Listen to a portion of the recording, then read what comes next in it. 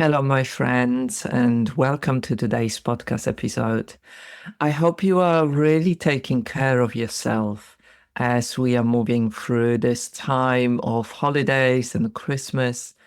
I know for many of us, this time of the year can be really a joyful time of connection and celebration and love and acceptance. But for many of us, this time can be a very challenging time.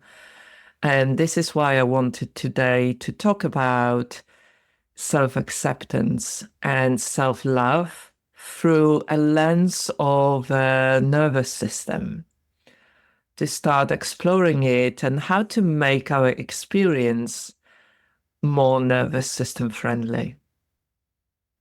If you ever struggled with accepting yourself or showing yourself love, you are not alone. And this is an important thing to acknowledge. This time of Christmas and holidays can bring up so many feelings for us, where we start doubting ourselves, who we are, what we stand for, the work that we do, how we show up in our lives, how we take care of ourselves, whether we are success or whether we consider ourselves to be a failure. So many of us meet with family members, often family members that we might not choose to meet on a regular basis. There might be lots of different questions about the choices that you are making or you've made over the last year, and many feelings and unfinished and unresolved discussion or arguments that can come up to the surface, along with so many different feelings. But one of the things that I need to stress, that it's easy to forget when we are experiencing so many intense feelings, is that self-acceptance and self-love aren't about being perfect. They are not about you having to have everything fixed or resolved, have everything completed.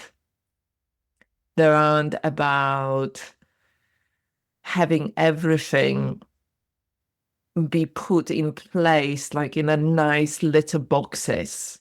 They aren't about you never making mistakes, but they are very much about welcoming yourself as you are, with more compassion and care. So today, I want to explore with you how you can gently begin cultivating those qualities in a way that feels safe and nourishing for your nervous system. So maybe we can start with really understanding what those concepts and those qualities are.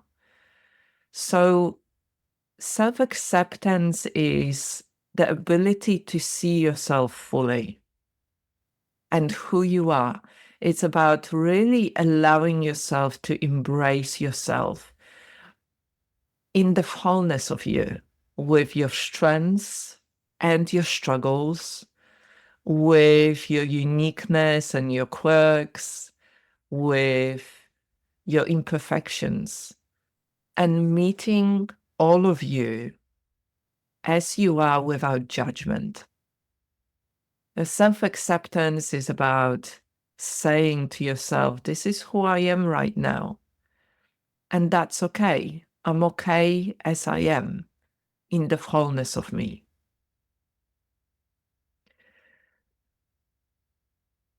And then when we think about self-love, that's, on the other hand, is about going a little bit deeper. It's not just about yourself, accepting yourself and as you are. It's about actively caring for yourself, your body, your emotions, your mind. So physically, emotionally, mentally, as well as spiritually.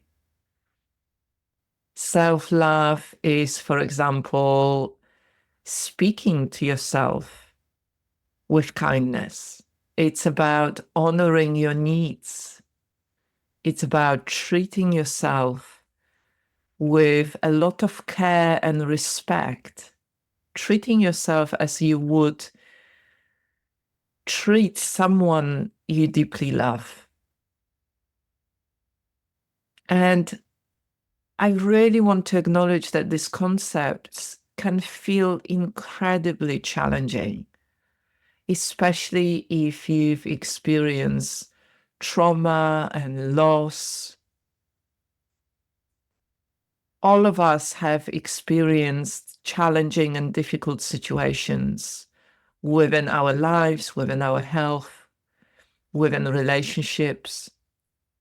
There are so many societal expectations.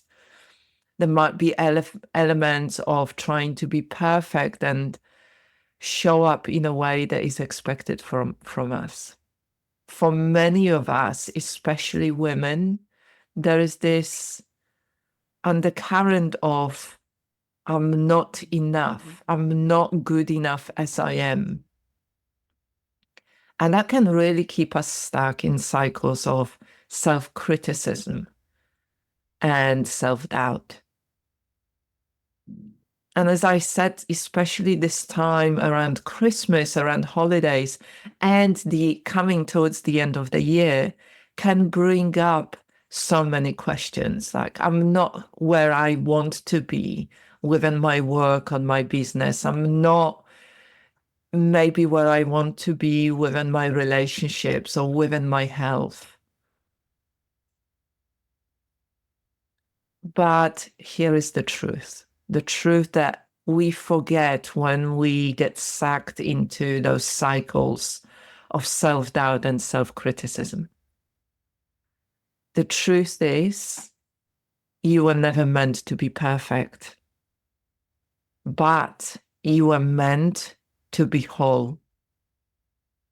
And this wholeness includes the messy and very human parts of you, the messiness of life.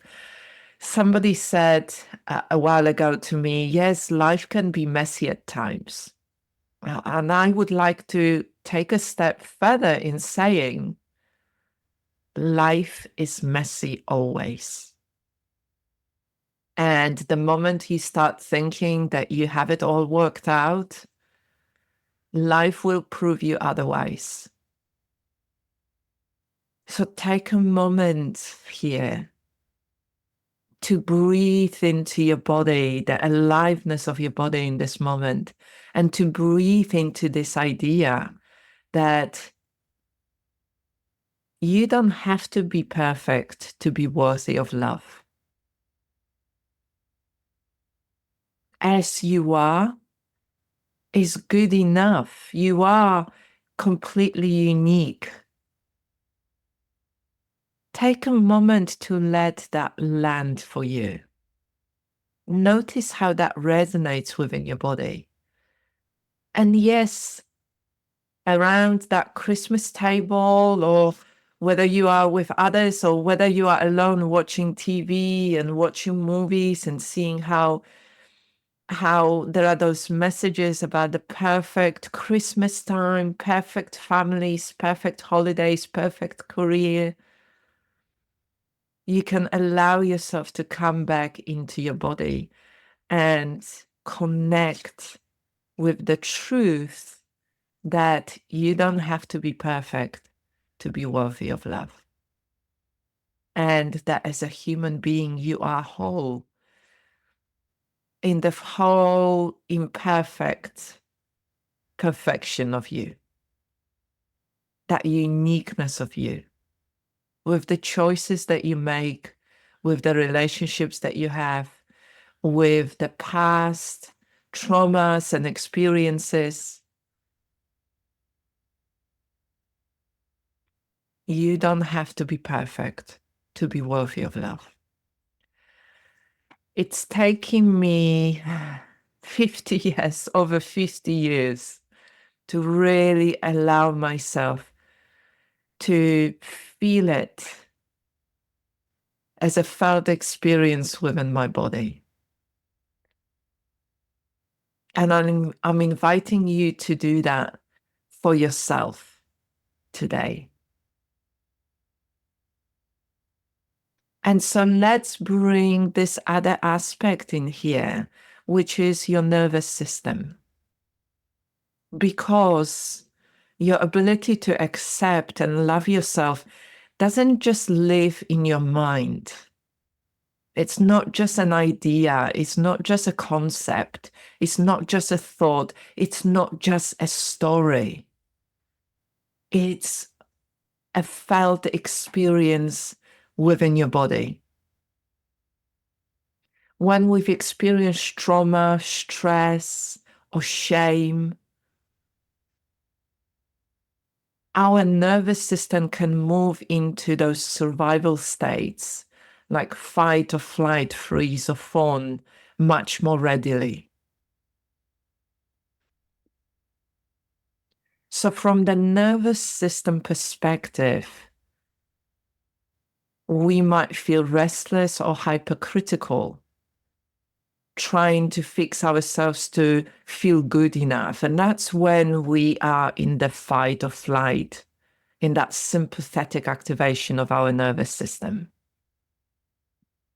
That hypervigilance of watching others to either spot the mistakes that we are making or tell us that we are not good enough. We are on this in that hyper alert state, watching others.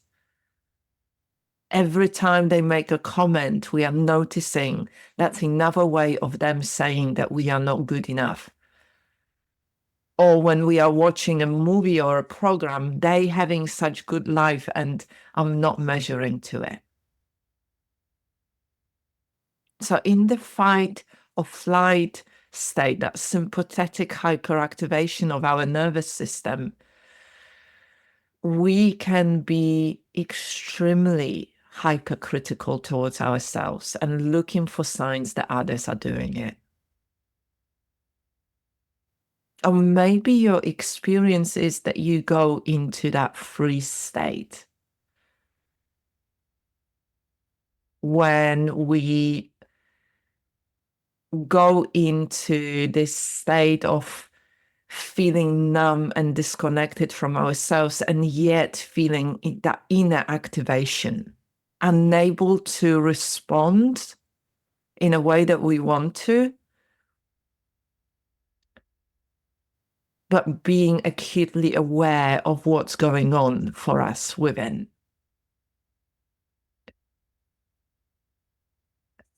And many of us live in that state, in that highly functional free state. And so noticing what's true for you, how is your nervous system conditioned to respond in those situations with others? In the situation around being told that we have to celebrate well this Christmas, and maybe your experience is not that. Or maybe your nervous system goes into complete shutdown.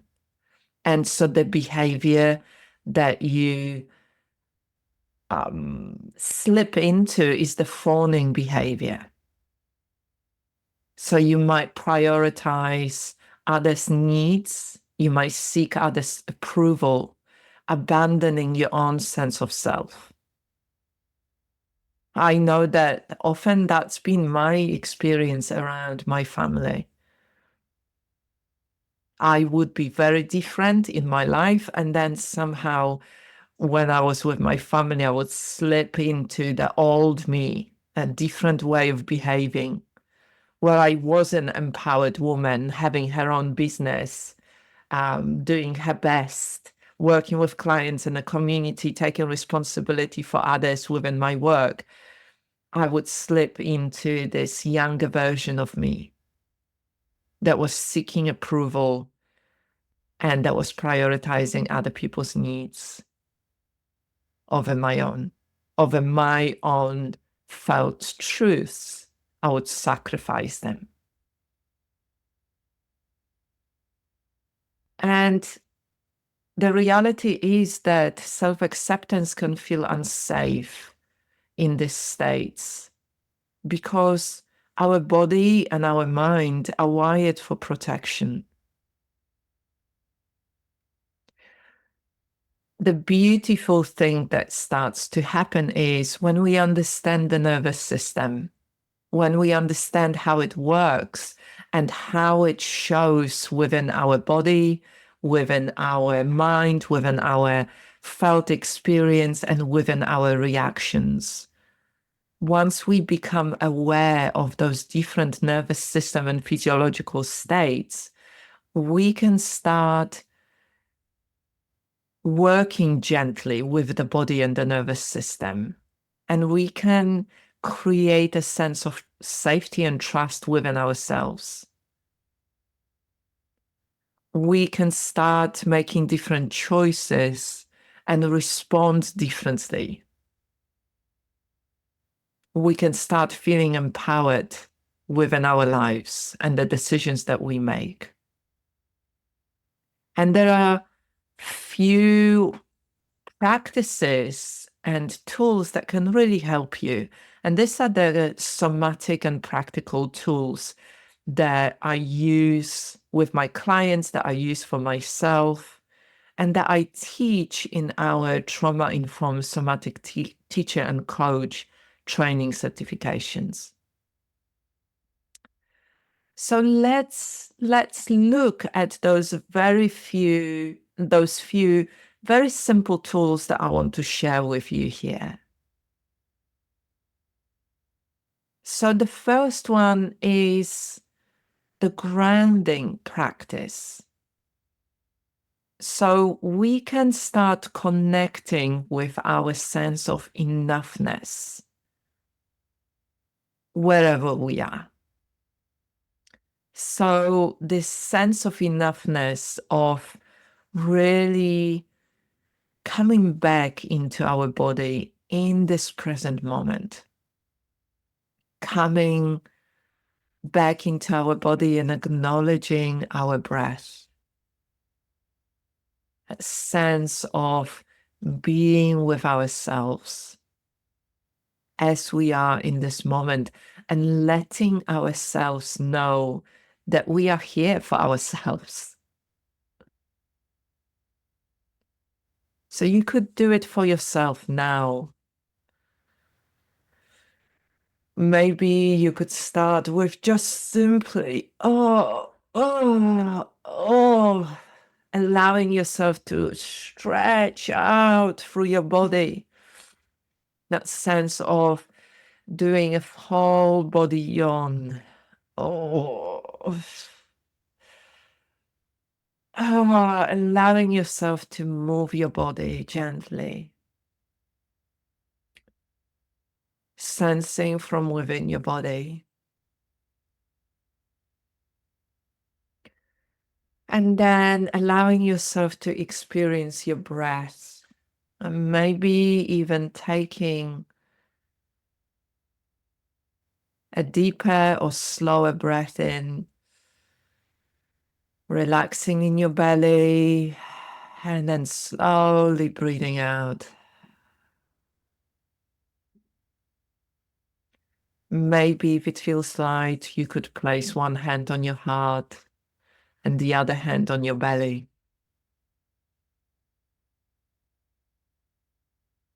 Allowing yourself a few moments to just experience yourself as your breath, as your body breathing.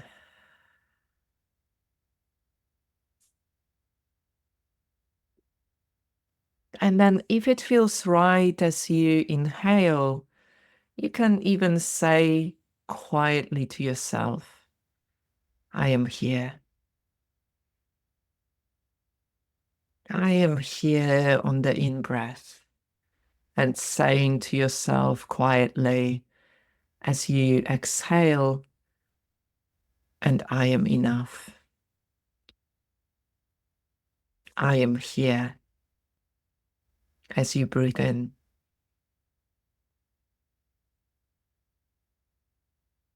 And I am enough as you breathe out.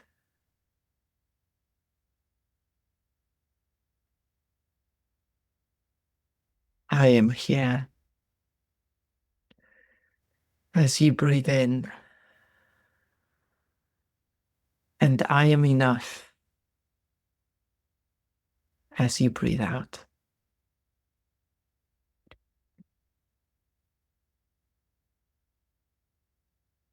And just notice what happens in your body as you allow yourself to be with yourself in this way.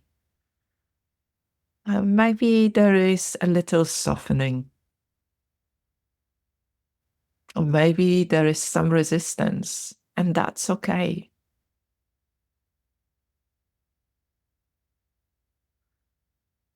Whatever is present, you can choose to welcome it here.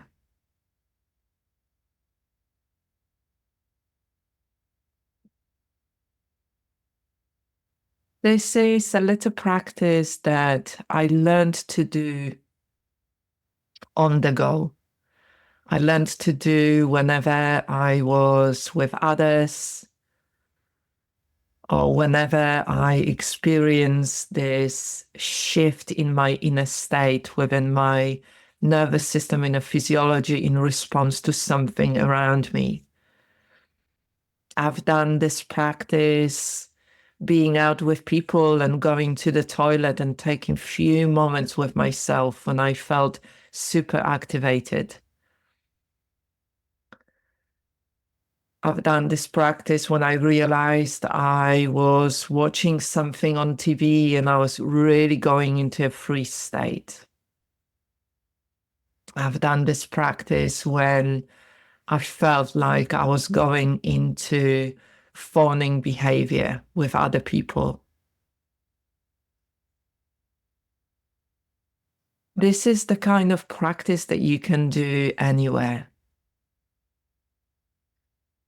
You can sit around the table and move your toes within your shoes and press gently through your legs and your feet into the ground. You can gently shift your posture to lean into the chair, soften through your belly, and take a couple of slower breaths.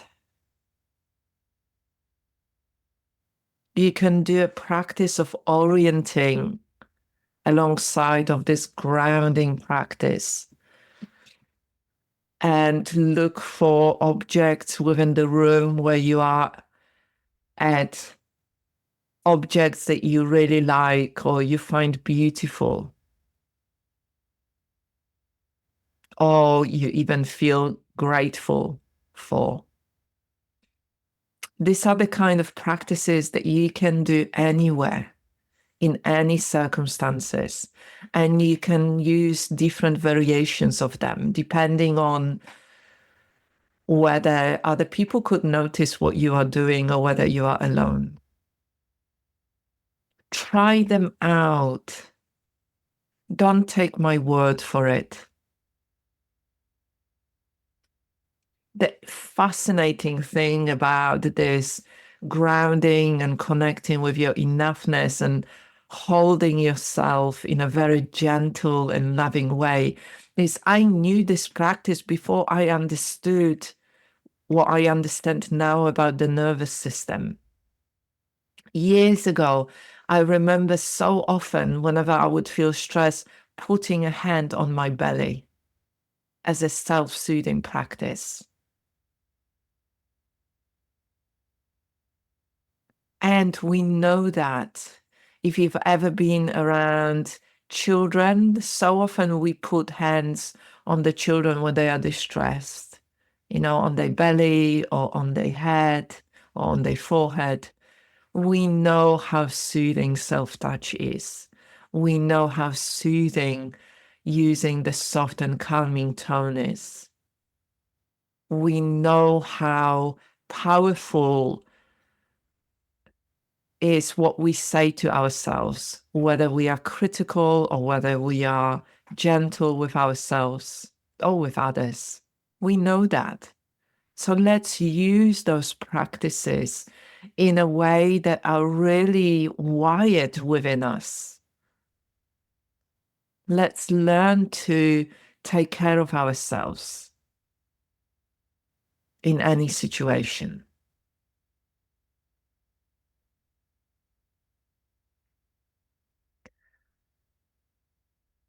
So other practices that we can use are the self-compassion practice, or being more kinder to yourself practice, using the way of speaking to yourself, the way that you speak to someone you love. So rather than being critical to yourself, whenever you notice you're being critical to yourself, you can pause and ask yourself, what would I say to a dear friend right now, or somebody that I love? What would I say to them right now? How would I talk to them? And one of the things that I noticed, my partner and myself, we had a cat for, I think, for about 15 years. We had a cat. And then when our cat died, we had a break, and then we got Oscar, our dog. And I notice I notice how the way that we talk to Spike, our cat, and the way that we talk to Oscar, our dog, is how I talk to myself when I'm really upset. And the way that sometimes I catch myself talking to my partner, Mick, there is this sense of love, there is this sense of embracing, and it has become internalized. So how would you talk to yourself if you were talking into another human being or another being, sentient being that you really love? Could you internalize it? Could you talk to yourself in that way, especially when you're struggling for whatever reason or in whatever situation? And so one of the practices that can really help us reflect on all of that is a journaling practice. I've done journaling for the last, 30 years, and I journal almost every day. There are very few days in my week that I don't journal. And it's a really wonderful way of reflecting, of really putting what's going on within you on something external, like a piece of paper, to really get more clarity about what's going on for you, and to really start listening to those different parts of you that are coming up, those different opinions within you, different points of view. And then really working with holding all of those different parts with kindness. So one of the practices that we learn within my training certifications is the practice of embodied listening or focusing. The practice of acknowledging there is something in me that feels self-doubt, and then there is something else within me that feels upset right now, or there is something within me that feels critical. And I really hear that. I really hear that.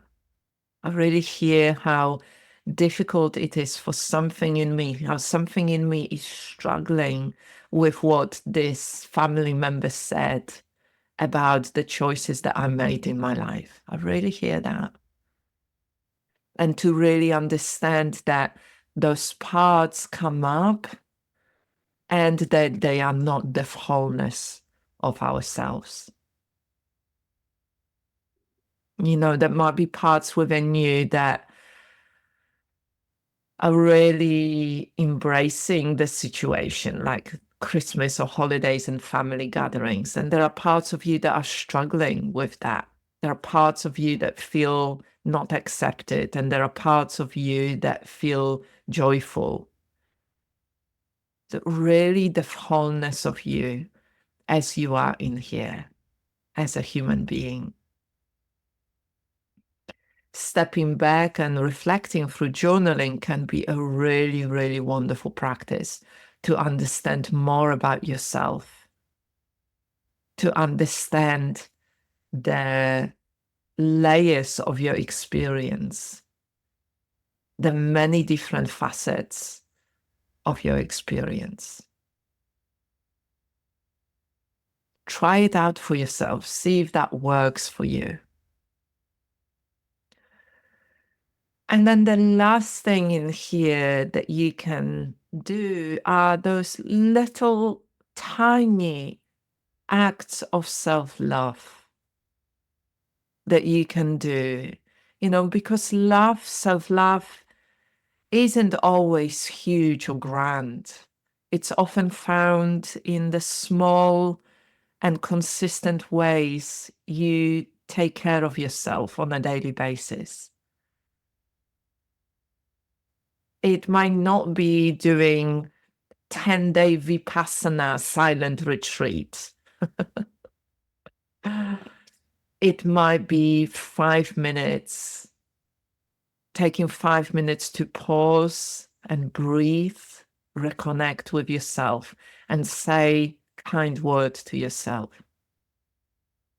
It might be setting a boundary by saying a very simple no, thank you, I don't want this right now. It might be choosing to rest for half an hour or a day when you're tired.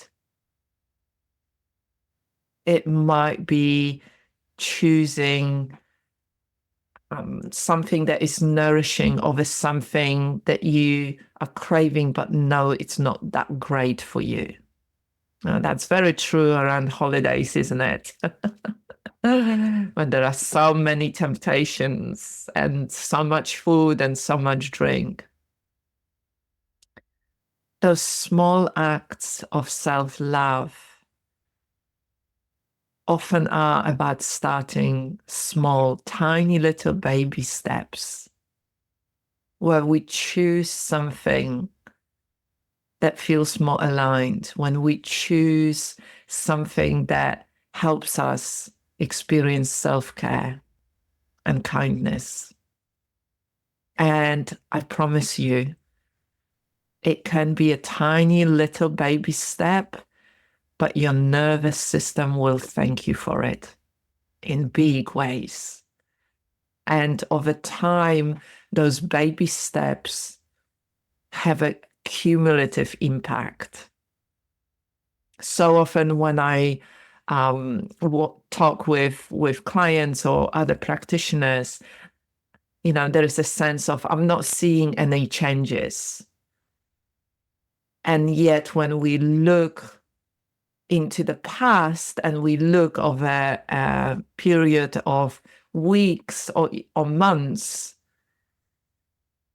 there is a significant difference, a significant change that has taken place. And so before we finish today's episode, I just wanted to acknowledge one other thing, that it's normal to feel resistance to doing this work. It's normal to feel at the beginning like, I don't know what I'm doing, or I can't accept myself because here is the proof I'm not good enough, or I can't love myself because there are too many faults. There might be lots of different stories that you've been telling yourself throughout the whole of your life, that maybe you heard others tell you, or maybe you've seen it as messages within the society around you. Or one of the really beautiful truths of life is that what we feed grows, it thrives. And so what we resist persists, and what we accept transforms, it grows, it strengthens.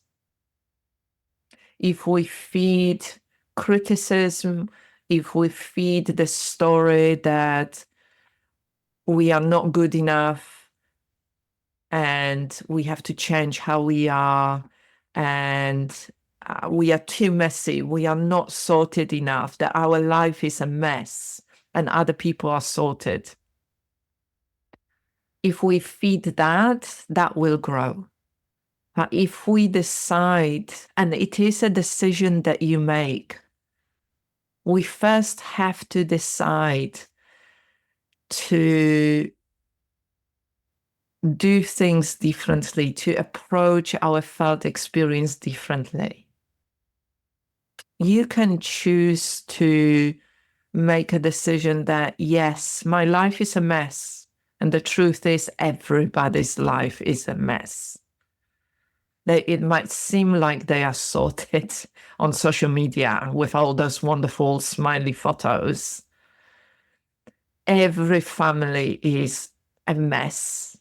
Everybody's life is a mess. There might be areas of your life that are organized and sorted, and other areas that are a mess. Because life is messy. Life is unpredictable. And it's part of our human experience to make mistakes, to consciously and unconsciously hurt ourselves and others, to abandon ourselves at times, to abandon our faith and our trust in life,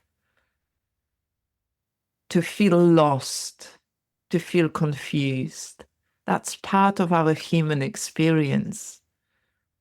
And when we accept that, and at the same time, we choose to accept that we are good enough and we can love ourselves in our perfect imperfection, that's when everything changes. And it is a decision that we make. The decision to look after ourselves just as we are. Look after yourself with kindness, with self-acceptance, with gentleness, with tenderness. Look after yourself just as you are. And go slowly. There is no rush. We're not trying to get to any specific space. We are just being in the only moment in time that we have, which is the present moment. Right here, right now, choosing self-acceptance, choosing kindness, choosing self-care, choosing self-love.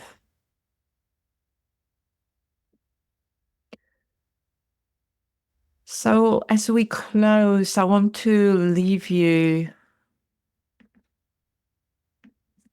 with a little reflection. Take a moment again to drop within your body as much or as little as it feels right for you.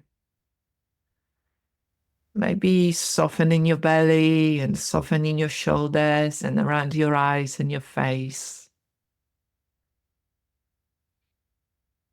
Connect with your breath and allow yourself to experience your breath, yourself as your breath within your body, as your body, as your breath.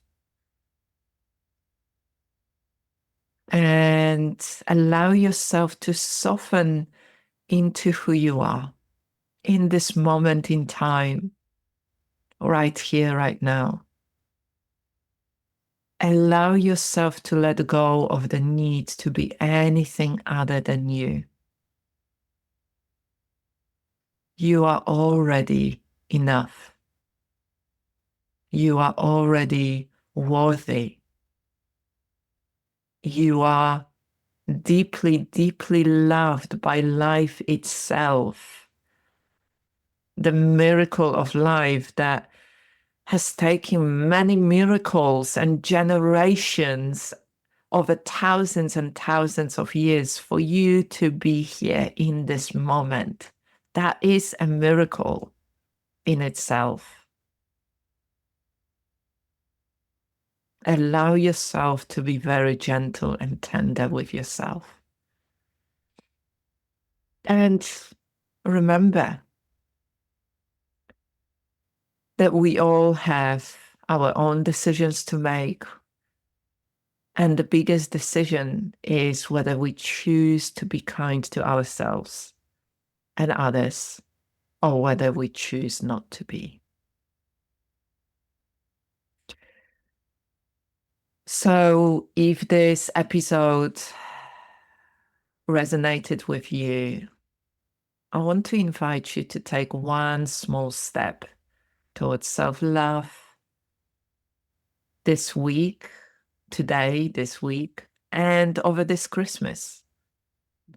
And do whatever that looks like for you. And take care of yourself over this Christmas, over this holiday. Be kind to yourself. Be kind to others. And if you want to connect with me in the next year, and if you want to learn within one of our programs, like the Trauma-Informed Somatic Teacher and Coach for Women Training Certification, reach out and let's chat. And for now, I want to say thank you for being here. Thank you for listening to this podcast. And I really want to celebrate you. You showing up for yourself. You choosing to go through this life in a more conscientious and loving way. Until next time, take care of yourself. And be kind.